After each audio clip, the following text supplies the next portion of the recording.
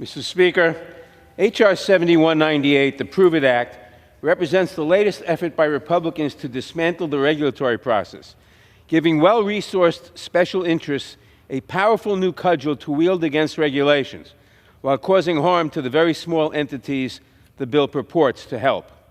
This legislation would vest enormous and unreviewable authority over agency rules to the Chief Counsel of the Office of Advocacy within the Small Business Administration, a chronically underfunded office that has not even had a Senate-confirmed leader since 2017.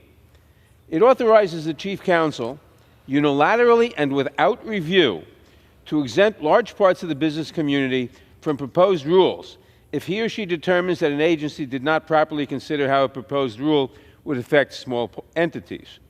Not only would this broad and vaguely defined authority apply to proposed regulations, but the bill would also charge the Chief Counsel with tracking agencies' completion of mandatory reviews of existing rules every 10 years. If they find that an agency failed to conduct the required review of a rule, they can simply suspend operation of the rule. I would note that while this legislation would impose significant new burdens on the SBA, it would provide no additional funding to carry out these duties, putting a further strain on the agency's ability to assist small businesses. Our public agencies are responsible for writing rules that protect our community from harm.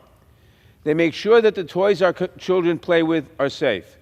They make sure that the vehicles we drive and the buildings we live in are up to code. They make sure that the legislation we pass in Congress, tackling issues like climate change and public health, are implemented as we intend. But the Prove It Act would grind all of this to a halt.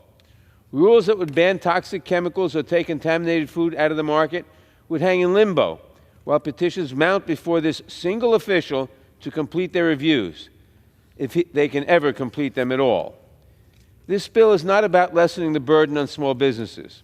By law, agencies already must take small businesses into account, and these small entities already have power through the Office of Advocacy to champion their concerns. So the bill is entirely unnecessary if that was truly the purpose of the bill. But in reality, this bill is about giving big businesses the ability to shut down the regulatory process. Any group that merely purports to represent small businesses, no matter how large or well-resourced they may be, could petition this one official to block a pending rule they do not like. And there would be no limit to how many times they do this.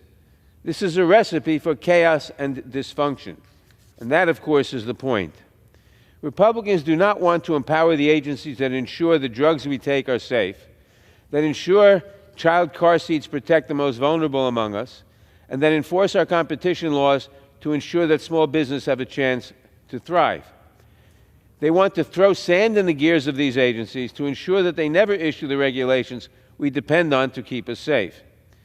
This bill would do little to help small businesses, but for powerful companies and special interests, it could prove to be a windfall.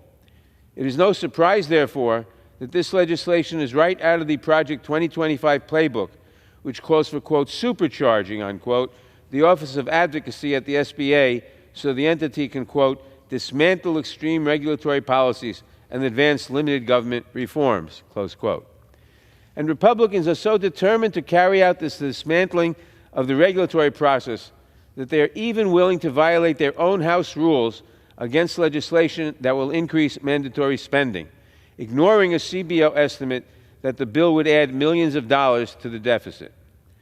We all want to ensure that small businesses can thrive, but this bill would not help them.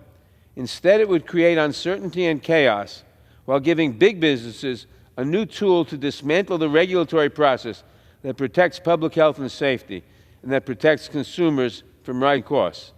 I urge all members to oppose this legislation, and I reserve the balance of my time.